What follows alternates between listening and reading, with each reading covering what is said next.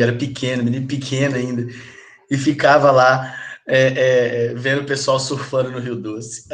Acho que é perto da Ponte São Raimundo, uma coisa assim, maravilhoso. Bom dia para todos, sejam bem-vindos, mais uma aula de história, tá? História da Frente A, história geral. Vamos dar continuidade ao nosso conteúdo. Não adianta também ficar pagando de sério agora, depois de falar tanta besteira com vocês, né? Antes de começar a gravar, né? Falamos muito besteira, mas agora a gente vai um pouquinho mais sério.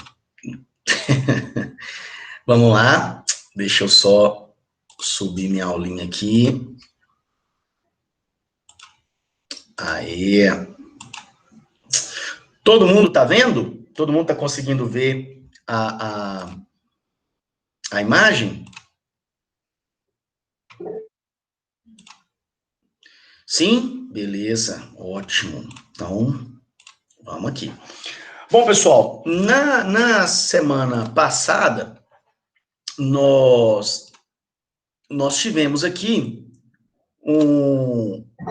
falamos um pouco, né, sobre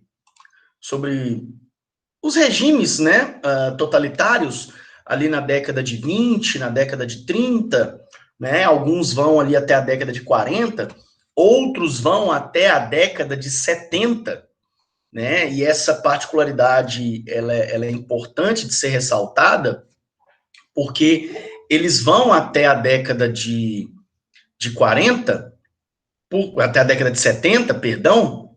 Bom dia, Vitória, bom dia. Porque não participaram da guerra, né? Não participaram da Segunda Guerra Mundial e foram ali utilizados pelas potências capitalistas, principalmente Estados Unidos, né? Pelo bloco ocidental, por assim dizer, contra o avanço do socialismo soviético na Europa, né? Então, como eram regimes anticomunistas, o próprio salazarismo e o franquismo, que eu vou falar agora, eles vão ser utilizados, então, serão ali, vai ter uma passadinha de pano, né? Para quem gosta de meme, é aquele meme do pica-pau passando pano no chão, né? Então, ali o pica-pau é os Estados Unidos passando pano para o fascismo europeu na Europa, principalmente, na Espanha, principalmente, e em Portugal. A gente não fala muito disso, né, na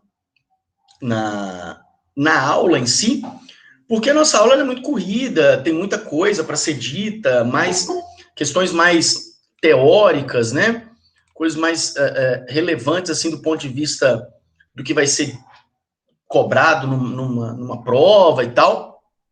E aí, galera, a gente tem algumas situações que elas são muito interessantes, assim, principalmente nessa condição de, a partir da Primeira Guerra Mundial, do que você pode roubar de tecnologia do outro, né?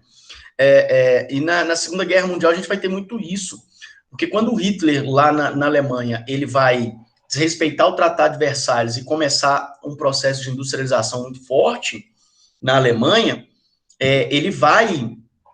esse processo de industrialização não vai ser páreo para as outras nações aliadas, mas vai ser muito poderoso esse processo. O Hitler, ele vai ter algumas mentes muito, não era poderosa que eu queria dizer, mas algumas mentes bem importantes, né? Alguns intelectuais muito importantes para a máquina de guerra nazista, né? Para a construção e a constituição da máquina de guerra nazista, e eles serão, alguns deles serão, como que eu diria, cooptados, né? Tanto pela União Soviética quanto pelos Estados Unidos, para poder trabalhar no processo de desenvolvimento bélico, né, e tecnológico destes países. Então, isso eu vou falar mais em Guerra Fria, mas só para passar mel na boca de vocês aí, nós teremos muitos cientistas nazistas, né, na NASA e no programa espacial soviético, que vão trabalhar ali com outros nomes, né, outras identidades e tal, e que vão auxiliar no processo de desenvolvimento desses equipamentos, tanto porque é o seguinte, Quando a gente pensa em corrida espacial, a gente pensa em corrida armamentista. Porque o mesmo foguete que leva o homem à Lua, o mesmo foguete que leva o homem no espaço, é o foguete que vai levar uma ogiva nuclear e que vai atacar um país inimigo. Então, essa tecnologia ela é a mesma. Então, muito dessa tecnologia, muito da ideia do motor a jato, ela é nazista, tá? Dos foguetes V1, V2 e tal, e que vão ser utilizados ali nos programas espaciais das duas principais potências na Guerra Fria. Mas voltando aqui, depois dessa empolgada, voltando aqui para os nossos regimes fascistas, nós vamos para a Espanha, mudamos ali de fronteira, saímos de Portugal e vamos para o outro país da Península Ibérica, onde a gente vai ter a ascensão do franquismo, tá? Ou regime franquista também, que dura de 1939 a 1975. Então, o franquismo, ele começa com a ascensão, com o fim da Guerra Civil Espanhola, que muitos de vocês já devem ter ouvido falar ou visto uma imagem muito famosa do Pablo Picasso, né, pintada pelo Pablo Picasso sobre ela, que é Guernica, né, que é um painel que ele retrata ali a destruição do vilarejo de Guernica, onde o exército, a falange franquista, né, ela vai, com apoio alemão e italiano, e de armamentos alemães e italianos, eles vão ali destruir a cidade. E o Franco não. E o Picasso, ele vai retratar isso no painel, no Guernica. Bom, o sistema franquista, né, o franquismo, é um regime político ditatorial, nós estamos falando. Isso é uma característica dos fascismos, né? Seja ele o salazarismo, seja ele o fascismo italiano, seja ele o franquismo, seja ele o nazismo. Isso é muito importante. Quem assistiu aula comigo no ano passado vai se lembrar disso, quando eu estava dando aula de Era Vargas e falei sobre o Estado Novo Varguista, em que o Estado Novo Varguista ele tem tendências fascistas, mas não poderia ser chamado de fascista. E quais eram as tendências do Estado Novo Varguista? A presença de um ditador, a presença de um governo ditatorial, a presença de um Estado forte comandado por esse ditador, seja ele militar ou não, mas essa figura da liderança, né, comandando as ações desse Estado, o Estado, ele presente na vida de todos os cidadãos, né? Então, o Estado determinava a maneira como você deveria viver, quais as músicas que deveriam tocar, quais eram as vestimentas que você deveria vestir, né? Então, assim, você tem, por exemplo, aqui no Brasil, você vai ter o varguismo muito presente no ideal do trabalhismo, né? Então, vem uma política de industrialização muito forte, a constituição de uma massa trabalhadora, em que você tem uma característica populista de criar de criar legislações protetoras, né, de proteção aos trabalhadores, e os trabalhadores devem fazer algo em troca, que é seguir o líder estabelecido cegamente. E não há espaço para questionamento, porque os sindicatos de trabalhadores eles estão todos pertencentes ao Estado, é o Estado que controla. Então, você tem um controle bastante grande aí do Estado sobre as pessoas. E na Espanha não é diferente, né? Na Espanha você tem as mesmas características dos fascismos tradicionais. O Brasil sempre dá um jeitinho de mudar a coisa. Por isso que nós chamamos aqui o varguismo de Estado Novo de uma tendência fascista, porque não tem partido político. E aqui na Espanha, em Portugal, na Itália e na Alemanha, você tem ditaduras de partidos comandados por grandes líderes, grandes no sentido de grandiosidade que eles se colocam, tá? Não é grandiosidade no sentido de elogio, tá bom? E aí você tem, entre os anos de 39 Em 76, esse sistema ditatorial, o Franco, ele morre em 75, é outro que também está no colo do capeta, junto com Salazar, Hitler e Mussolini, e Stalin também. E aí, esse cara, ele ascende ao poder por conta da crise de 29. Né? A crise de 29, como eu havia dito na aula de crise de 29, ela é bastante importante no contexto da ascensão desses regimes totalitários, seja na Europa ou em outros países do mundo. Por quê? A gente está vendo isso nos dias atuais. Porque a crise de 29, ela traz um problema econômico muito grave. E este problema econômico, essa crise econômica de extensa gravidade, profunda gravidade, ela leva a questionamentos sociais, ela leva a uma crise social, né? E aí, quando nós temos a junção, né, das questões de uma questão de crise, né, profundamente grande, e de questões sociais, de questionamentos sociais, porque as pessoas começam a questionar o liberalismo, né? As pessoas começam a questionar o seguinte, olha, essa ideia de nós sermos racionais demais, de nós sermos liberais demais, seja na sociedade, nos costumes e na economia, nos trouxe até aqui, né? Então as pessoas, no seu íntimo, elas se questionam. E isso é muito interessante porque a gente está passando isso no tempo atual. A gente tem, né, nós temos atualmente várias pessoas que se questionam. O Brasil é o que é porque a juventude de hoje, ela é muito liberal. As pessoas só querem saber de beber no final de semana, não querem saber de estudar, não querem saber de respeitar pai e mãe, não querem saber de respeitar o país, a pátria, né, que não sei o quê. Então, assim, você começa a ter esses questionamentos, né, de maneira muito forte.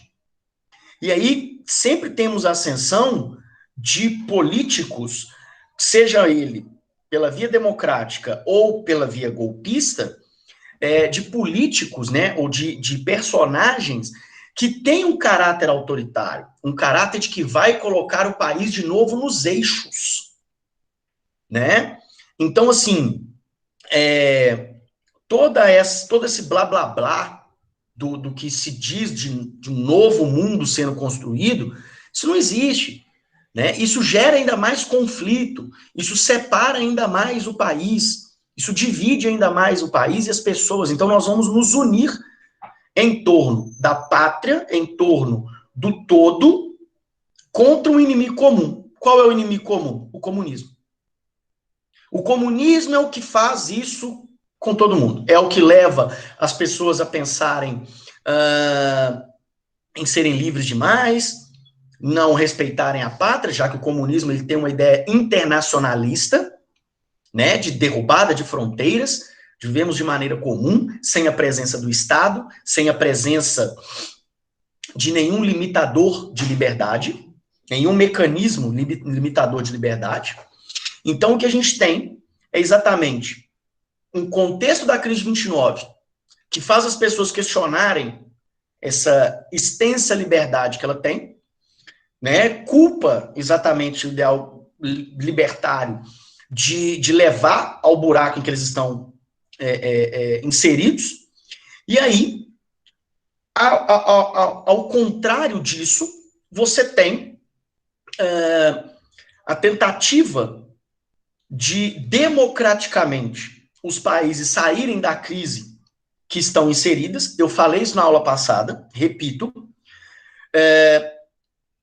o caminho da democracia, ele é o melhor caminho para se alcançar qualquer tipo de conquista, seja ela social, econômica ou política, tá? É importante deixar isso muito claro em toda qualquer aula. Eu fazendo analogia ali com a estrada, é uma estrada cheia de curvas, é uma estrada esburacada, é uma estrada tortuosa, mas você vê o caminho, você vê o final do caminho. O caminho do autoritarismo, não. caminho do autoritarismo, ele é reto, liso, um tapete de caminho, mas ele é bem nebuloso. Você não consegue enxergar o seu destino, né? Então, facilmente você pode se perder. Então, você tem a instalação de um governo democrático, republicano, com a crise de 29 você tem a queda da monarquia na Espanha, e aí você tem, então, um regime republicano e de orientação, eu coloquei comunista aqui, mas vou dizer socialista, tá? É um governo socialista que vai durar de 31 a 36, beleza? E aí, em julho de 1936, o general Francisco Franco, que é um general que está servindo ao exército espanhol no Marrocos espanhol, sim, uma parte do Marrocos, que é a pontinha do Estreito de Gibraltar do Marrocos, ele pertencia à Espanha, e o Franco, ele servia ao exército naquela região, tá?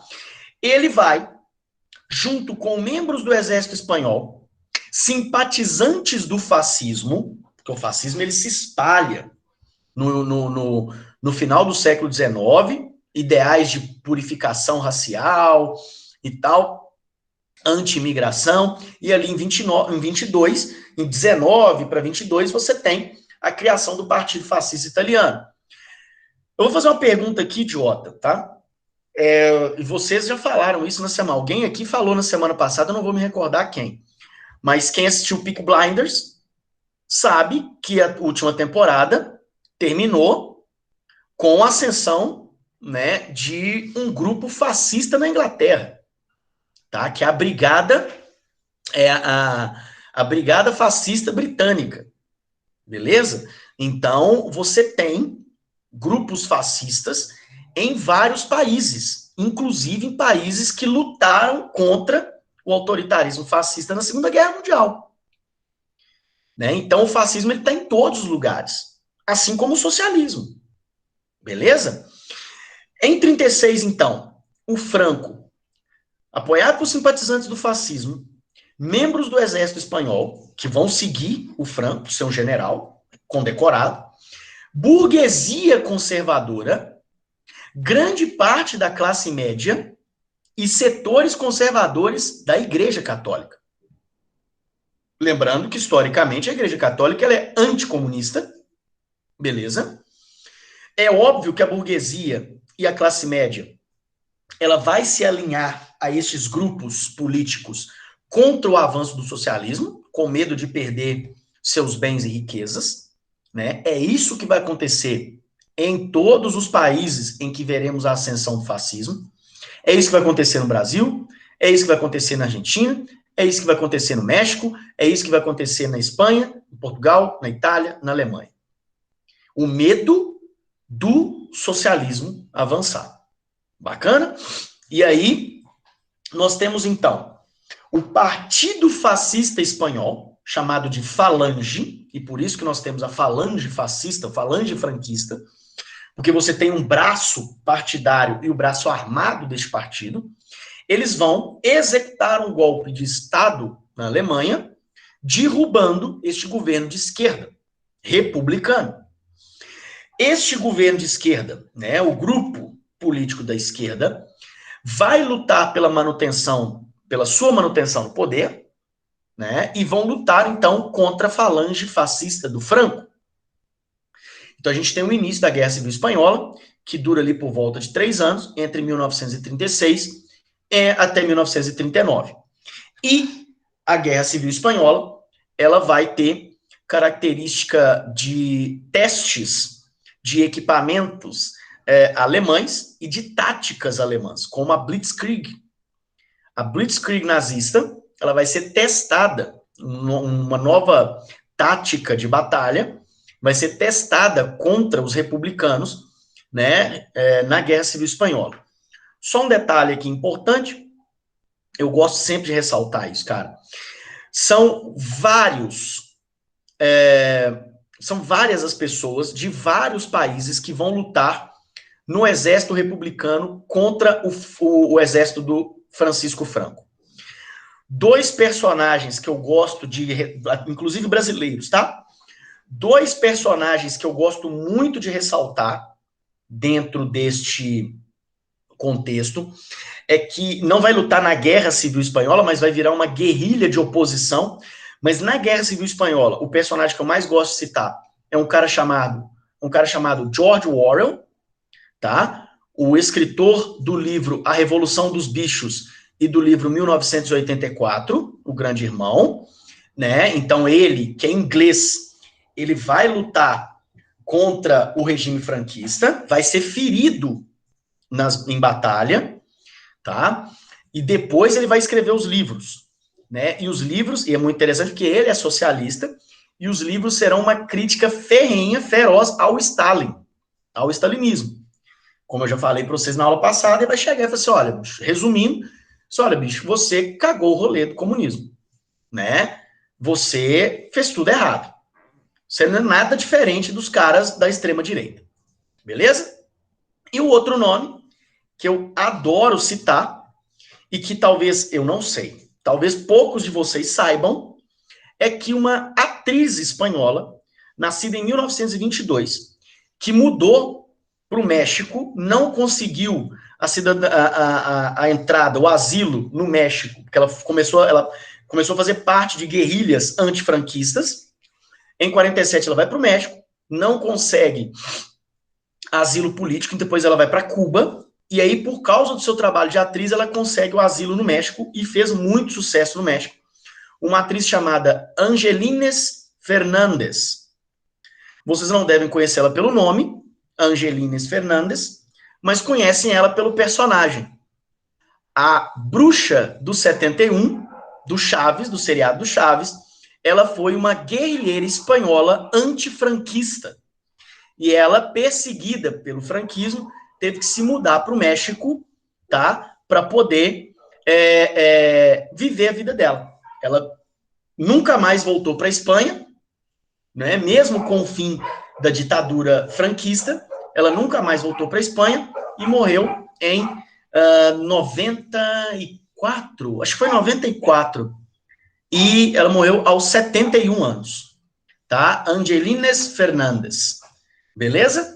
A história dela é muito foda. Vocês podem, assim, depois vocês dão uma lida, é muito legal. Tá bom? Bom, galera, vamos prosseguir aqui então. O próprio Pablo Picasso era antifranquista, ele muda para a França com a ascensão do franquismo. Quando a França é ocupada, né, pelos nazistas, ele vai embora para os Estados Unidos, né, para a Inglaterra, não me recordo, ele vai embora, né, então, assim, tem uma história bem legal, que porque o nazismo, quando ele ascende ao poder em 33, ele tem relações diplomáticas com todos os países, não tem guerra ainda. E aí ele vai expor no Museu do Louvre, ele vai expor o Guernica, né, o Picasso e tal, e aí vai vir um diplomata nazista, todo paramentado, né, fardado, aquela coisa toda, e aí ele vai chegar pro Picasso e vai falar o seguinte: lindo quadro, lindo painel, foi você que fez? E aí o Picasso olha pro cara, nazista, assim, de baixo para cima, olha o cara todo, olhou nos olhos dele e falou assim: não, foram vocês. Porque ele retratou ali exatamente todo o sofrimento, né, e toda a desproporcionalidade da máquina de guerra, né, espanhola, franquista, contra a população de Guernica. Beleza? Que era uma vilazinha pequenininha, tá?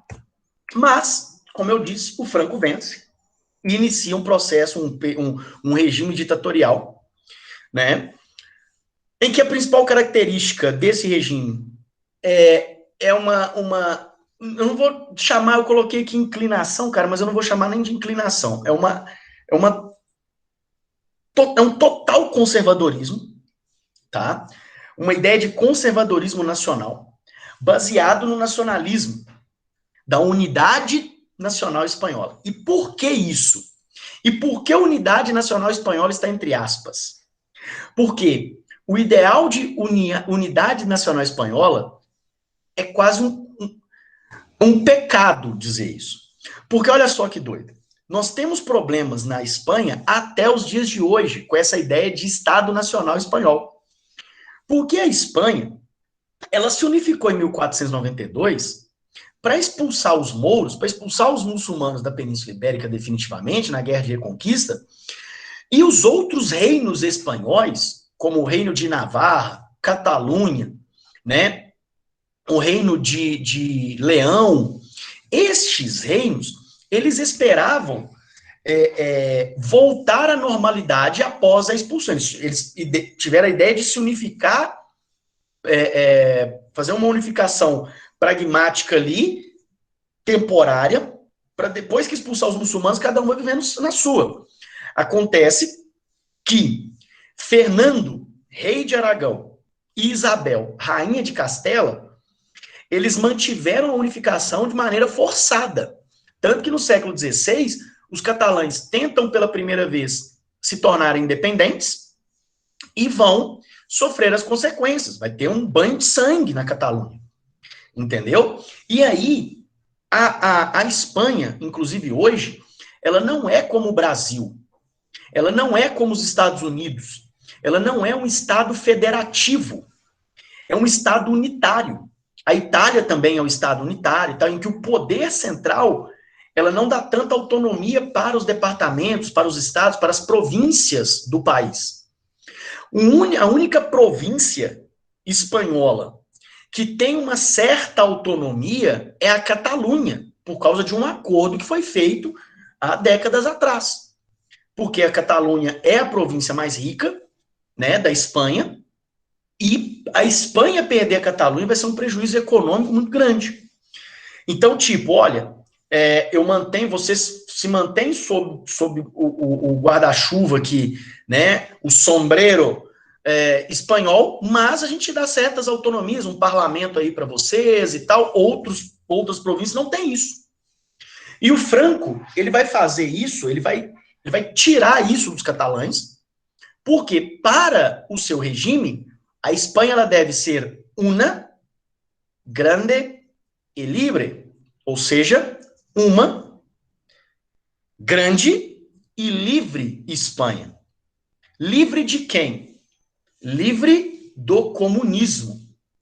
Grande para quem? Para os outros países, né, no entorno, e uma só, sem nenhum tipo de distinção regional.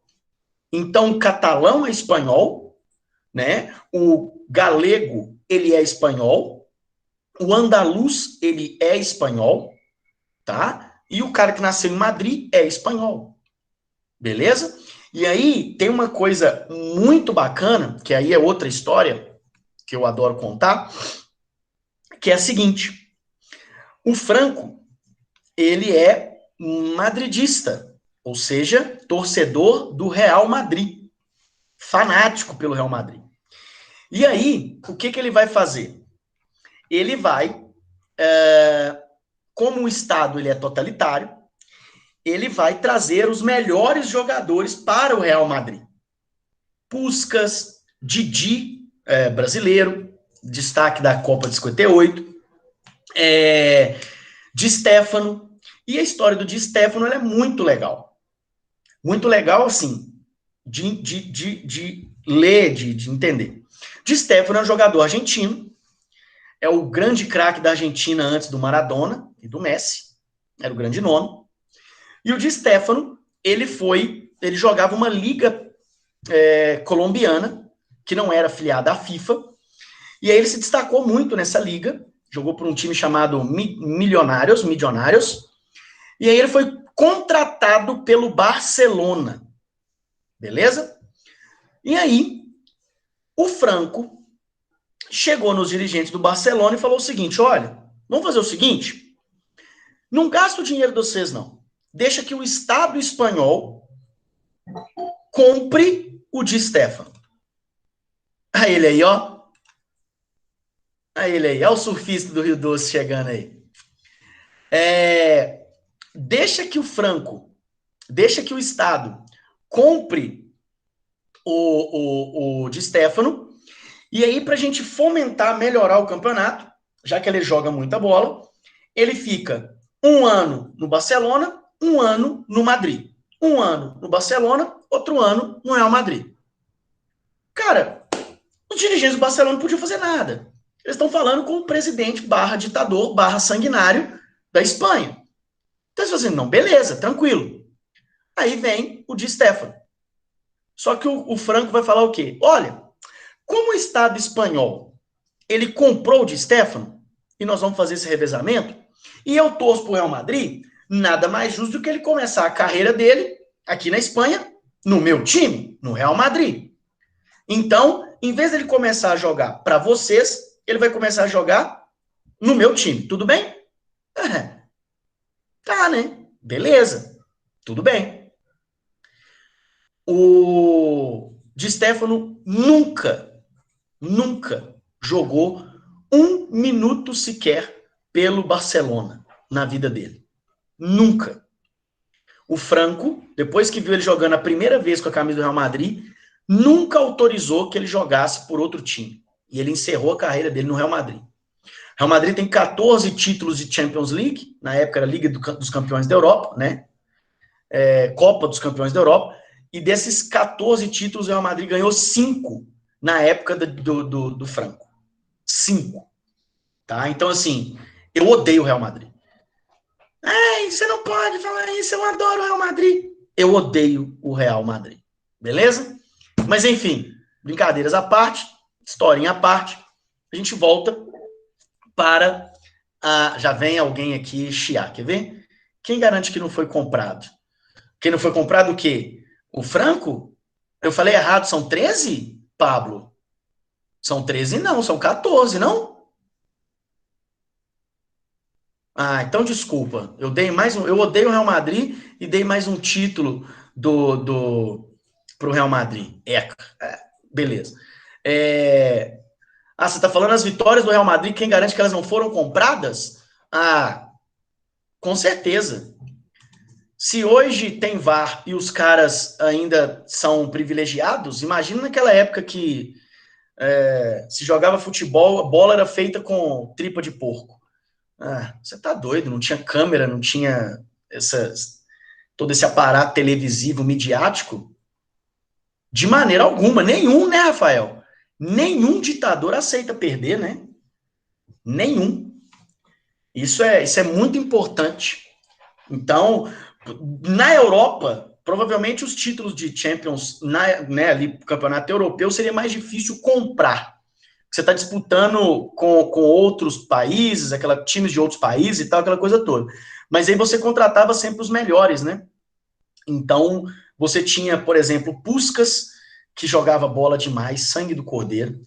O pessoal fica babando ovo de Ibrahimovic, de Hazard, sabe? Cara, pelo amor de Deus, o Puskás jogava demais. O pessoal fica babando ovo de Messi, Cristiano Ronaldo. Tudo que esses caras fazem hoje, o Pelé já fez. Pelé é o maior de todos, incondicionalmente. Você não viu ele fazer? Não preciso ver. Eu sei. Eu acredito nos mais velhos. Eu acredito na história. E a história foi escrita pelo Pelé. Tudo que esses caras fazem hoje de gol, de não sei o que, de drible e tal, o Pelé já fez. Pelé é monstro. Maravilhoso. O Pelé é monstro. O Edson não. Entende? Eu acho que vocês entendem. Né? O Edson não é legal. O Pelé era foda. Vamos lá. Alexandre, não acho não. Alexandre, você não acha nada não, rapaz? Tá ok? Aqui tem ditador também. Vamos lá. Isabela Amaral de Almeida. Bernardo, depois da tentativa de independência da Catalunha em 2017, eles continuam tendo um parlamento próprio, hoje não mais. Ô Isabela, eles continuam tendo um parlamento. Aquela situação da Catalunha em 2017, ela foi bem interessante porque o governo central de Madrid caiu por causa daquilo, porque foi feito um... Vamos lá. Vamos jogar aqui na meiuca aqui.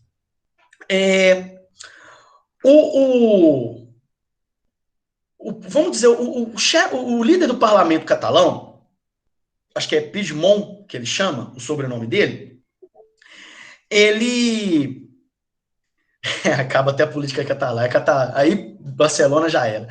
O, o líder do parlamento catalão, ele propôs um referendo para a independência da Catalunha, beleza?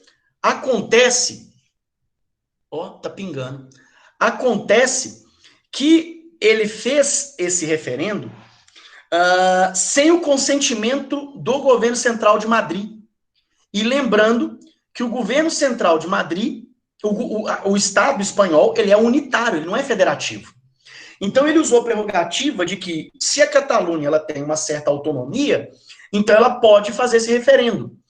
Acontece que o Mariano Rajoy, que era o primeiro-ministro espanhol do Partido Populista, o PP, Partido Popular, Partido Centro-Direita, ele mandou tropas da polícia, né? Eu vou chamar de polícia federal, não posso chamar de federal, mas porque não é um estado federativo, mas ele mandou da Polícia Nacional Espanhola para a Catalunha para evitar que as pessoas votassem.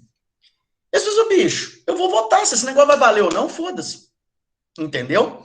E aí, os policiais bateram em mulheres, em idosos.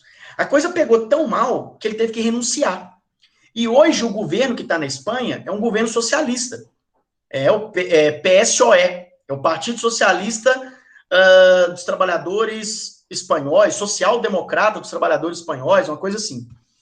E esse partido, o Sánchez, que assumiu o governo, ele disse que ia tratar o assunto da Catalunha. E não tratou, ele jogou para debaixo do tapete. Entendeu? Eles ainda têm um parlamento próprio, tá? A Catalunha mantém a sua autonomia em relação ao Estado unitário espanhol, mas o parlamento perdeu muitos dos seus poderes regionais, entendeu? Mas ainda existe, sim, uma forte presença independentista na Catalunha. E voltando para o futebol, inclusive, o Barcelona, ele é um grande catalisador, um grande... como que eu diria? Uma instituição que representa este movimento independentista na Catalunha. Exatamente, Stella. Não só o Piquet, né? Ele não está no Barcelona, mas o Guardiola também é um fervoroso defensor da independência da Catalunha, tá? Então, ainda é muito presente na Catalunha a ideia de independência, tá bom? Vamos lá, então. Mas teria alguma chance... Opa, peraí que eu fiz bagunça. Teria alguma chance deles conseguirem conquistar essa independência um dia? Acho muito difícil. Porque para conquistar essa independência, eles precisariam, por exemplo, de que Madrid reconhecesse a independência. Eles não vão fazer isso. Segundo, se Madrid não reconhece, os outros países da União Europeia não vão reconhecer. Se os outros países da União Europeia não reconhecem, não vão, a Catalunha não vai ser aceita na União Europeia. Não será aceita na União Europeia, sendo um país incrustado ali entre a Espanha e a França, e o mar Mediterrâneo, seria muito complicado manter relações comerciais e diplomáticas com outros países que não reconhecem você como independente. Haja visto o Kosovo. O Kosovo ali nos Balcãs, né, não é reconhecido pela ONU. Alguns países reconhecem o Kosovo como independente, mas a ONU não reconhece. Os principais países do mundo não reconhecem o Kosovo. Então, para a ONU e vários países do mundo, o Kosovo ainda é da Sérvia. E a Sérvia não reconhece o Kosovo independente. Então, é difícil, inclusive, manter relações comerciais, diplomáticas, com países que não são reconhecidos. E a Espanha não vai abrir mão. Não vai abrir mão porque a Catalunha é a província, né, o estado mais rico de toda a Espanha. Né? E a ideia independentista catalã é exatamente essa. A Espanha não dá para a Catalunha o que a Catalunha dá para a Espanha. É mais ou menos o que tem um monte de paulista que faz aqui no Brasil. Né? O que sulista faz aqui no Brasil. Ah, o Sul é o meu país. né? O Sul é branco, o Sul é lindo, o Sul é alemão, italiano, né? Dos imigrantes que fizeram o Sul ser grande, e a gente dá muito mais para o Brasil do que o Brasil dá para a gente. O paulista pensa muito isso. Nós somos a locomotiva do Brasil, né? O Brasil não restitui São Paulo pelo que São Paulo dá para o Brasil e tal. Então, assim, tem sempre esses movimentos, mas eu acho muito difícil a Catalunha conseguir essa separação, tá? Essa independência. Não estou dizendo que não possa acontecer, só estou dizendo que é muito difícil, tá bom?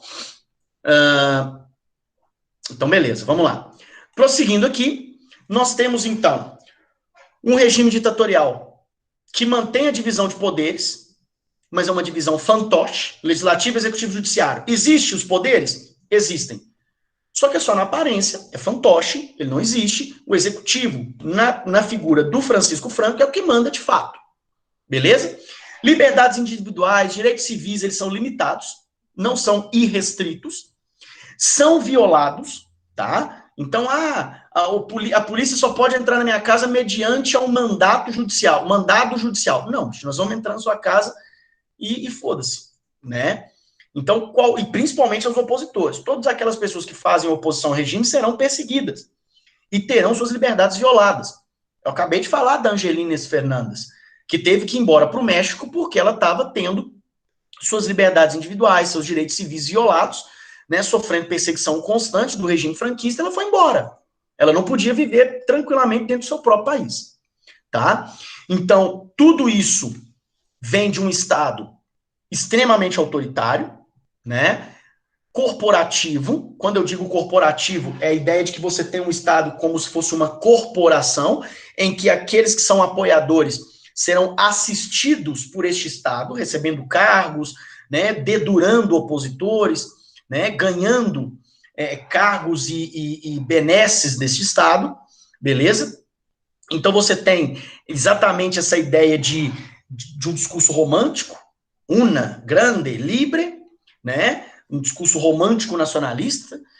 Na verdade, você tem um discurso nacionalista extremamente exacerbado, um discurso tradicionalista, como eu disse lá no início. A tradição espanhola deve ser preservada, né? Nós somos anticomunistas, o comunismo é algo ruim, algo terrível, que pode abalar as estruturas de um país tradicionalmente católico, conservador, que ama a Espanha e os espanhóis.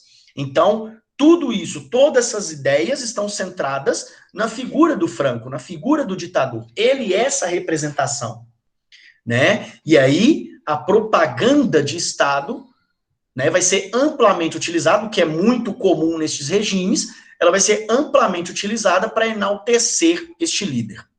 Bacana? Alguma dúvida até aqui, queridos? Por favor?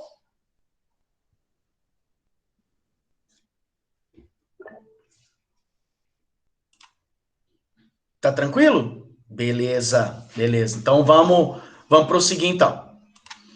Vamos lá. Agora a gente vem aqui para a bandeira franquista. Essa não é a bandeira da Espanha. Essa bandeira é a bandeira da Espanha franquista. O lema dele está aqui em cima, ó. Una, grande e livre. Beleza? Com essa águia, né? Aqui no escudo, né? Oh, caramba. Eu esqueci aqui o nome do negócio. No emblema real aqui, tá? Eu esqueci. Essa bandeira, ela é interessante porque você mantém o escudo espanhol que existe até hoje, da monarquia, tá? Onde o Franco, ele cria, isso é muito interessante, é o brasão. Obrigado, Isabela. O Franco, ele vai criar, porque o regime dele não é republicano. A gente pode imaginar assim, a monarquia acabou, o Franco assumiu na Guerra Civil e ele se manteve como ditador. Ele é um primeiro-ministro ditador. Ele mantém a monarquia. O rei Juan Carlos, que é o rei que virá após a ditadura franquista, ele foi rei da Espanha no período franquista, só que ele foi um rei fantoche. Tá? Ele foi um rei fantoche. E quando você tem a reorganização do Estado espanhol na monarquia, na nova monarquia espanhola, pós 1975, o rei Juan Carlos, ele assume, tá? Vamos dizer, com um pouco mais de poder, né? Aquele cara que vai conduzir o processo de transição, mas é mais ou menos igual ao Brasil, com o fim da ditadura militar, entendeu? Ele fazia parte do regime franquista, né? Ele fazia parte. Bacana? Aqui no meio tá o Franco, tá? Aqui ele com Adolf Hitler, beleza? E aqui o painel que eu falei para vocês do Pablo Picasso, o Guernica, tá bom? A gente passa agora para, talvez, o principal regime totalitário do século XX, que é o nazismo. O nazismo, ele é um movimento parecido com os outros, então ele é ideologicamente nacionalista, ele é ideologicamente imperialista, ele é ideologicamente belicista. Então, através das armas, através da violência, através da ideia de que nossa nação é superior às outras, conquistaremos outros territórios. Beleza? Então, nos mesmos moldes, né, do fascismo, que vai ali nascer e se desenvolver na Itália, desde 1921, o Partido Nacional Socialista dos Trabalhadores Alemães fica sob comando de Adolf Hitler, né, até sua morte em 1945. Ai, Bernardo, então o partido nazista ele era de esquerda porque tem socialista no nome? Que medo. Não. Tá? Nós estamos falando de um regime de extrema-direita e a ideia aqui não é se ater ao nome socialismo, e sim ao nome nacional-socialismo. Beleza? Como eu já disse, o socialismo ele tem um ideal internacionalista, um processo de transição de você alcançar o comunismo que ele é internacional. Se você fala de nacional-socialismo, é a ideia de você criar uma sociedade mais igualitária a partir de um processo nacionalista de recrudescimento do internacionalismo e ascensão do quê? Do fortalecimento das suas fronteiras, da sua nação, em detrimento de outras. Beleza? Com o governo, com um Estado forte, comandado por um líder forte. Se ele é anticomunista, né, então isso mostra claramente que o comunismo ele tem uma ideia de abolição de fronteiras e qualquer mecanismo limitador de liberdade, né? O nacional-socialismo é diferente. Ele tem a ideia de quê? De fortalecimento da nação e de conquista de outras nações por uma específica. Bacana? Então nós temos o nazismo, especificamente, como uma mistura de dogmas, preconceitos, né, através de uma ideia de superioridade racial. Qual é a raça superior? A raça ariana. E essa raça ariana, isso remete a estudos de que os arianos, ou os árias, eles vêm do Planalto do Irã, do atual Irã, né, antiga Pérsia. E estes povos, os árias, eram povos indo-europeus que foram para a Europa e conquistaram vários territórios dentro do continente europeu, isso no período neolítico, tá? E dali criaram um mecanismo não um mecanismo de purificação, mas conquistaram tantos territórios, foram tão superiores que vieram pretensas teorias de que eles eram caucasianos, né? Caucasiano branco, purificado, não se misturavam com outros povos, e sim os conquistavam, né? Dominando-os. E por isso você tem essa ideia de superioridade. E que os alemães, os germânicos, eles eram descendentes diretos dos árias, né? Dessa raça ariana que veio lá do Planalto da Pérsia, atual Irã. Então, os nazistas vêm com este dogma, né, com essa crença de que eles são diretamente ligados a estes povos, a essa raça, e que, por isso, todos aqueles que fossem vistos como inferiores aos germânicos, aos alemães, principalmente aos nazistas, essas raças inferiores deveriam ser subjugadas, submetidas ao seu comando. Lembrando que os judeus, quando eu digo sobretudo judeus, os nazistas eles não viam os judeus como úteis. E para os nazistas, os judeus não deveriam existir. Eles deveriam ser exterminados. Tá, pessoal? Quando você chama alguém para detetizar a sua casa, que você quer exterminar pragas, você não quer que exista baratas, ratos, escorpiões, formigas, cupim, o que quer que seja. Você vai detetizar para exterminar. Essa é exatamente a ideia que os nazistas tinham dos judeus. Eles não servem para viver em sociedade, não servem para viver conosco. Então eles precisam ser exterminados. Eles são a praga da humanidade. Tá? Então eles precisam ser exterminados. Essa era a política nazista. A ideia deles era essa: extermínio dos judeus. Beleza? Lembrando, o nazismo não era um movimento novo na década de 20 e 30, tá? Existiam outros movimentos que vão compartilhar do nacionalismo extremado. O que nós temos na década de 20 e 30 é uma organização maior e melhor destes movimentos de nacionalismo extremado, né, de racismo institucionalizado. Tá? Então, eles tentam criar uma sociedade voltada ao militarismo e também reacionária. Como assim reacionária, Bernardo? De reação à ascensão do socialismo e desses povos vistos como inferiores. Se os judeus, aí vem aquela ideia que o Hitler escreve ali em 1925, Mein Kampf, né, o livro chamado Minha Luta, em que ele vai escrever um monte de baboseira, tá? Que é a mesma coisa que se faz hoje em rede social, né? Por exemplo, você chega num canal do YouTube e diz que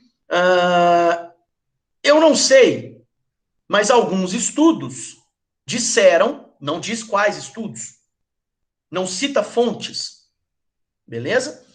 E aí vem e fala, eu não sei dizer, eu não li ainda, mas existem estudos que dizem que a Pepsi usa fetos abortados na sua composição. Beleza? Então, ao abrir uma lata de Pepsi, você está tomando fetos abortados. Sabia que o chat ia ser chamado. Sim. Tá? Então, assim, quando você vê, não usa mais. Tá bom, Alberto. Então, o que eu tô querendo dizer para vocês é exatamente isso. Olha o Mein Kampf.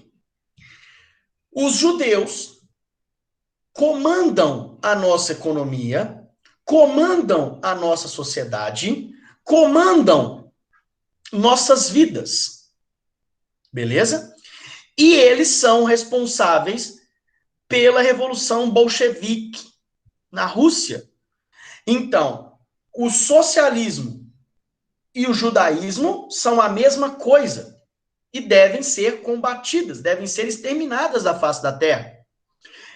Os judeus e os comunistas, eles são os responsáveis por estarmos na situação em que estamos, de termos perdido a guerra e de estarmos pagando o preço da derrota na guerra. Essa é a ideia. Qual é a prova de que os judeus são os donos do mundo? Basta você ver ao seu redor. Não estou vendo nada. Você não vê porque você está amarrado ao sistema que está vigente. Você precisa abrir os seus olhos, mas eu estou de olho aberto. E aí você vai criando, então, uma série de teorias de conspiração. Estão entendendo? E aí, por que eu estou falando isso tudo para vocês agora? Primeiro que é da aula, tá? Por que eu estou falando isso aqui para vocês agora? Porque é exatamente a mesma conversinha fiada que nós estamos vendo no mundo hoje. Entendeu? O comunismo está ascendendo no mundo, está crescendo no mundo, né? E a gente tem que combater. Sabe? Talvez não tenha tanto mais a presença dos judeus. Mas você tem ali um cristianismo neopentecostal muito forte. Né? Então, assim, precisamos acabar com os abortistas, precisamos acabar com os gaysistas, precisamos acabar com o mimimi que está presente na nossa sociedade. É isso que está fazendo a gente viver nessa sociedade degenerada. E quando eu falo degenerada, era a palavra muito utilizada pelos nazistas na época. A arte é degenerada, a arquitetura é degenerada, a literatura é degenerada, e por isso que você começa a queimar livros de literatura, de história, de filosofia, de sociologia. O primeiro movimento um dos primeiros movimentos que é atacado nesses regimes totalitários são as ciências humanas. São as ciências humanas. Porque as ciências humanas é que tem a capacidade de chegar e falar assim, o que você está falando é merda. O que você está falando é uma besteira sem tamanho. Porque de acordo com o estudo tal, do autor tal, né, ali no século XVIII, no século XIX ou no século XX, aqui, isso que você está falando é besteira. Isso é merda. Então queima o livro do cara. Persiga-o. Manda ele para fora do país. Num contexto histórico onde você não tem tecnologia suficiente para você articular as suas ideias e demonstrar suas ideias, você é escanteado. Né? Então, você tem este movimento que não é completamente novo. Né? Você tem outros movimentos que vão compartilhar desse nacionalismo extremado, do racismo também extremado, criando uma sociedade militarista e reacionária. Então, você tem grupos antissemitas germânicos muito fortes, tanto na Alemanha quanto na Áustria, desde o século XIX. Mas não vamos passar pano, não. Tá? Porque ao mesmo tempo em que Hitler ele é antissemita, ao mesmo tempo que nós temos alemães e austríacos antissemitas, nós temos também ingleses, nós temos franceses, nós temos espanhóis, nós temos italianos, portugueses. Como eu já disse na aula passada, o antissemitismo, ele, já existe há muito tempo. Tá? Desde a Idade Média. Citei Lutero na aula passada. Beleza? Então, o antissemitismo, ele é muito forte desde muito tempo. Marcela pegou a referência. Bernardo tem um filme que se chama Jojo Rabbit. Sim, acho que ganhou um Oscar, ou foi indicado ao Oscar esse ano. Eu quero assistir uma comédia dramática da época que mostra como eram ensinadas as crianças alemãs. Na época do nazismo, é a juventude hitlerista, né, Thiago? Você tem... Quem assistiu a série que eu já indiquei, The Man in the High Castle, vai ver, por exemplo, que o filho do John Smith, que é o chefão do nazismo estadunidense, ele é um dos melhores alunos da juventude hitlerista americana. E aí, cara, ele tem uma doença degenerativa e o Smith tenta proteger ele do processo eugenista, né, do Reich. E aí ele mesmo se mata, ele se entrega. O filho, ele é tão nazista, tão ligado ao regime, que ele se entrega. Fala assim, eu tenho uma doença degenerativa e eu preciso ser morto. Eu preciso que vocês me matem, porque senão a raça não vai ser purificada. Olha que doideira. Então, é a ideia da juventude hitlerista. Eu vou assistir Jojo Rabbit, eu quero assistir. Eu não assisti o 1917 até hoje, cara. Eu preciso assistir. Entendeu? Eu dei ênfase pro Coringa, porque Coringa foi o filme que fez a Maria Antônia vai fazer a Maria Antônia chegar em janeiro, entendeu? Porque eu conheci a Thelma no dia lá, saímos e tal, aquele negócio todo, no dia seguinte eu chamei ela pra assistir o Coringa. E aí a gente começou a namorar, e agora nós estamos juntos. E a Maria Antônia tá vindo aí. Então, fofinho, que bonitinho. Seus bestas. Vamos lá, vamos prosseguir aqui. Bom, pessoal, olha só. Em 1920, você tem o Partido Nazista, ele já existia, tá? O Hitler começa a comandar a partir de 21. Você vem, a partir de 1921, ele começa a comandar, e aí você tem o programa do Partido Trabalhista, tá? Que é o Partido Trabalhista, o Partido Nacional Socialista dos Trabalhadores Alemães. E aí vão sintetizar aqui, mais ou menos, qual é o regime nazista. Totalitarismo. Olha que doideira isso. O indivíduo, ele pertenceria ao Estado. O Estado é dono do indivíduo. Como no fascismo, o nazismo era antiparlamentar. Então ele tem uma ideia de unipartidarismo. Ele é antiliberal e antidemocrático. Então é um partido só que deve governar a nação e as pessoas que estão dentro dessa nação pertencem ao Estado comandado por esse partido. Deve ter um único chefe. Tá? No caso, o Führer. Führer significa líder, guia, chefe. Então, todos esses princípios totalitários, eles podem ser resumidos em Volk, Reich, Führer, que é povo, império e chefe. Tá? E aí você tem também o ideal racista. Segundo a ideologia, né, segundo o nazismo, os alemães pertenciam a uma raça superior, que é a raça ariana, como eu já disse. Não se pode misturar com outras raças. Isso é maléfico para a sociedade alemã. Então, sem se misturar com essas outras raças, os alemães devem comandar o mundo. E os judeus são os principais inimigos e devem ser exterminados. São uma praga.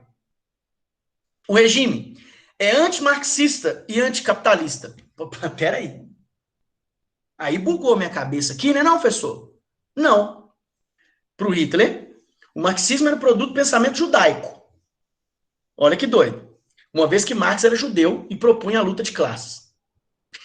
E por que eles são anticapitalistas? Eles são anticapitalismo liberal. O capitalismo só iria agravar as desigualdades. Ambos atentavam contra a unidade do Estado. Lembrem-se, o Estado ele é unificado, corporativizado, comandado por um líder e todos aqueles que orbitam este líder. Um Estado totalitário. O Estado comanda a vida de todos. Então você tem uma unidade estatal comandada por um líder que comanda este Estado, e esse líder comanda esse Estado que comanda a população. Beleza? Ah, mas eu quero ter a liberdade de viajar para qualquer lugar, de ler o que eu quiser, de usar o tipo de roupa que eu quiser. Não. É o que o Estado determina. Então, o capitalismo ele também não é bem visto. O capitalismo liberal ele também não é bem visto no regime nazista. Bacana? E o nacionalismo. Para o nazismo, as humilhações surgidas com o Tratado de Versalhes devem ser destruídas. A Alemanha, por ter uma população de raça superior a outras, não pode se submeter ao que os outros determinam. Então, nós vamos construir uma grande Alemanha, tá? Constituída no agrupamento das comunidades germânicas na Europa. Então, onde tiver germânico, nós vamos construir a grande Alemanha. Então, retorna o ideal de pan-germanismo. Então, nós teremos a Áustria, os Sudetos na atual República Tcheca, antiga Tchecoslováquia, e a região de Danzig, que é na Prússia Oriental, e essa cidade hoje fica na Polônia, chamada Gdansk, tá? Uma das principais cidades polonesas, tá bom? Então, você tem esse ideal nacionalista, então, de expansão territorial, inclusive. E aí a gente tem, então, as razões para a ascensão dos nazistas. As dificuldades da República de Weimar, que dura de 1919 a 1933, um regime, uma república democrática, em que sociais-democratas assumem o poder, e como eu disse, democracia demanda mais tempo e cuidado para tirar o país de uma determinada crise, seja ela econômica ou social, ou política. E aí você tem um crescente descontentamento com a assinatura do Tratado de Versalhes, graves problemas econômicos provocados pelas destruições da guerra, com indenizações a serem pagas que são impossíveis de pagar. porque é maior que o PIB alemão para a época. E aí você tem uma situação que vai ser agravada pela crise de 29, que vai ser uma grande inflação, a tomada do Vale do Ruhr pelos franceses, que fica ao lado da Alsácia e Lorena. Os franceses não estão recebendo as indenizações alemãs, e o Vale do Ruhr, que é a região mais industrializada da Alemanha, onde, para quem gosta de futebol, inclusive, fica a cidade de Dortmund, né? Então, essa região, ela é altamente industrializada, os franceses vão ocupar essa região, e aí toda a produção industrial alemã, que já é pequena por causa da questão da infraestrutura perdida na guerra, eles ficam sem, então você gera uma hiperinflação, agravada com a crise de 29, porque você tem falência bancária, empresarial, gerando desemprego, miséria, agitação social, né? Então você tem a crise econômica, leva a uma crise política que leva à crise social, uma coisa vai levando a outra, um descontentamento geral da população alemã, e aí, com esse descontentamento geral, você tem grupos de extrema esquerda, comunistas, e grupos de extrema direita. Como os comunistas, eles levam o medo à classe média e à classe empresarial alemã, os grupos de extrema direita se sobressaem, principalmente o Partido Nacional Socialista dos Trabalhadores Alemães. Beleza? Que é o Partido Nazista. Em 1919, então, cronologicamente falando, nós temos o surgimento desse partido, tá? A partir de 21, dirigido pelo Adolf Hitler. De 21 a 32, você tem um rápido crescimento do Partido Nazista, por causa de grandes industriais, a propaganda e a manifestação de força das suas milícias. Nós temos uma grande milícia até mais ou menos 1933, que é a SA, que é Sturmabteilung, né? Divisão de Tempestade, ou, falando aqui em português claro, a SA é as Seções de Assalto. Esses caras, eles foram o primeiro grupo paramilitar do partido. Então, qualquer treta que tivesse, vamos brigar com os comunistas vão fazer uma manifestação, vamos lá tocar o terror nos caras. Então, eles faziam isso. Eles eram vistos pelo Hitler como úteis, inicialmente, e, posteriormente, quando o Partido Nazista ele vai crescendo na Alemanha, na década de 20, e vai ter um crescimento absurdo depois de 29, o Hitler ele vai fazer algumas mudanças ali. Ele vê os membros da SA como baderneiros, e ele quer uma sociedade muito mais bem hierarquizada, né, e voltada para uma ideia de respeito à hierarquia, né, nada, como eu disse, uma sociedade militarizada, e dentro do militarismo você tem um respeito quase que sagrado à hierarquia, e ele vê os membros da SA como baderneiros. Então ele cria a SS, que é Schutzstaffel, ou Esquadrão de Proteção, Seções de Segurança, em português claro. Beleza?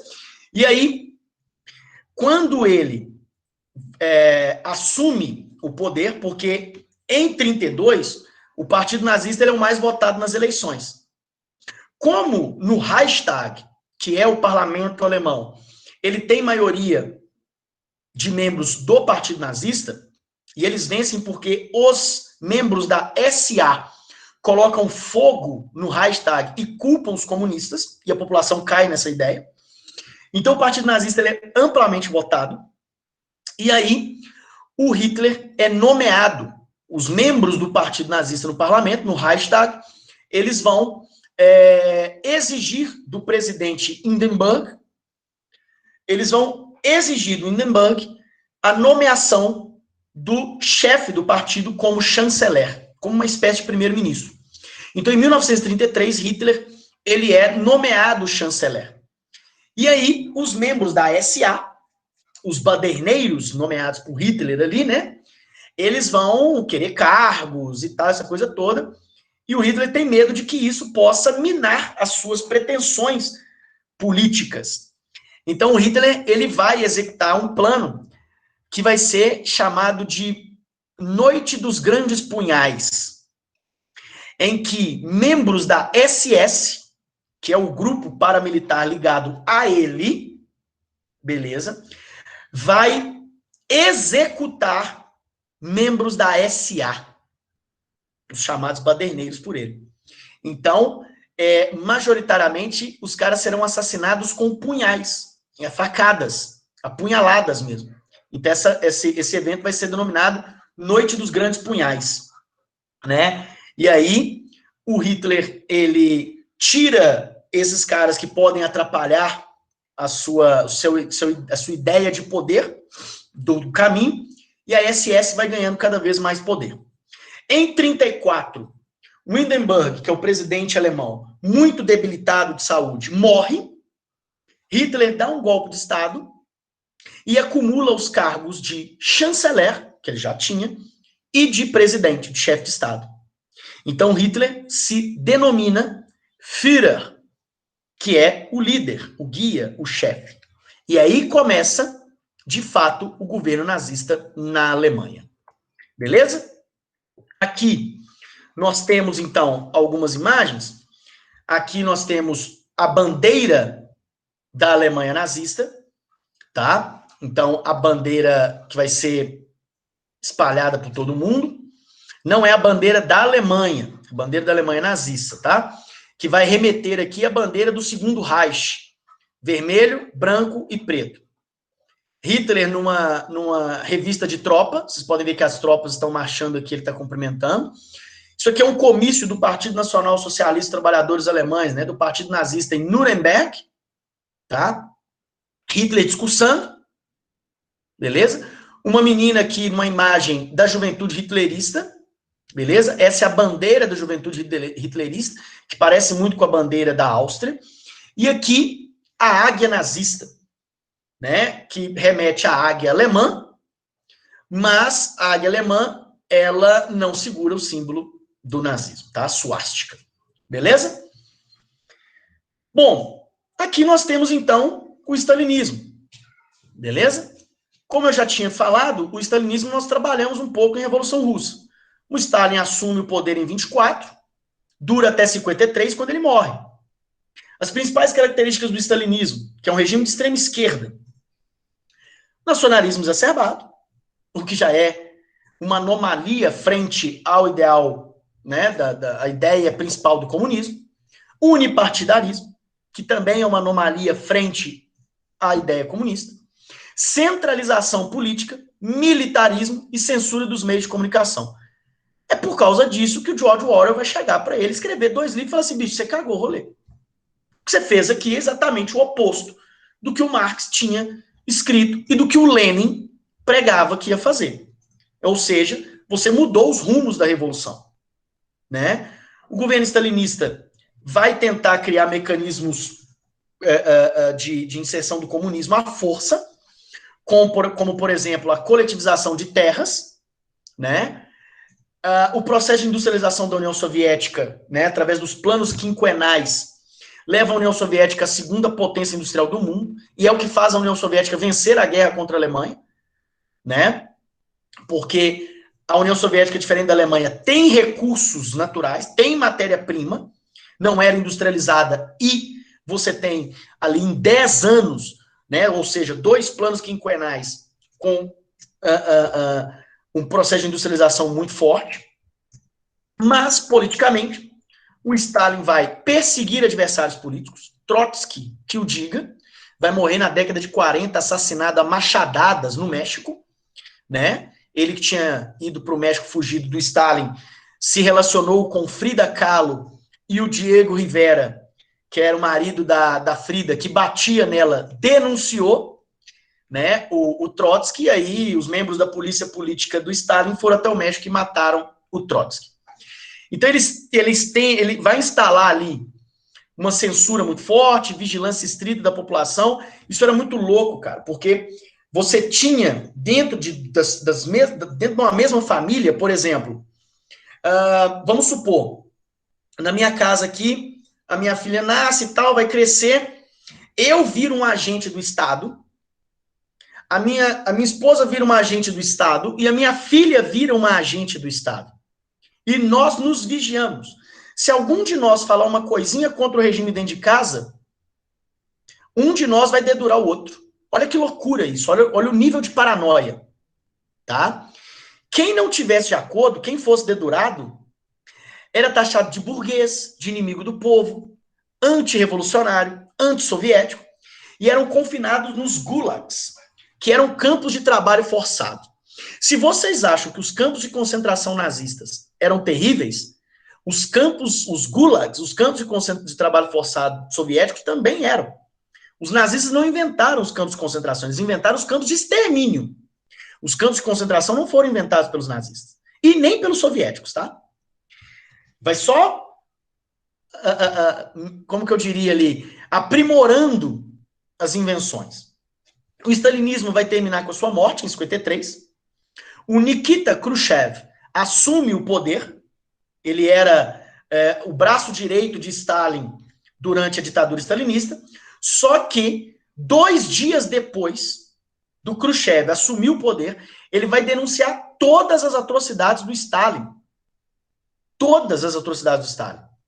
E aí, 1,5 milhão de prisioneiros políticos vão ser liberados no dia seguinte que ele denunciou. Não significa que ele reabriu a União Soviética, ele manteve fechado. Mas ele vai libertar esses prisioneiros políticos e prisioneiros de guerra da Segunda Guerra Mundial, que ainda estavam na União Soviética, serão libertados e enviados para os seus países. Beleza?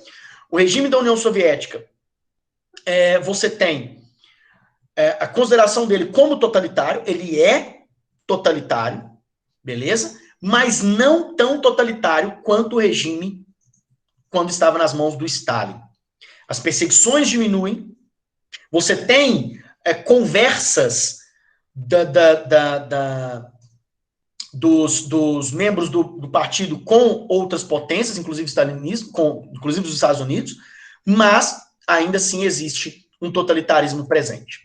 Nós temos bandeira da União Soviética, propaganda soviética stalinista, né, Marx, Engels, Lenin, Stalin, né, o Stalin como uma criancinha, que como ele é comunista, depois ele comeu a criancinha, né, que é comunista come criancinha, e aqui você tem o Stalin visto como um chefe honrado, né, poderoso, aqui ele familiar, aquela coisa toda, e aqui a imagem de um gulag, tá bom? Em que os homens, isso é na Sibéria, tá? Isso é no verão na Sibéria, tá bom?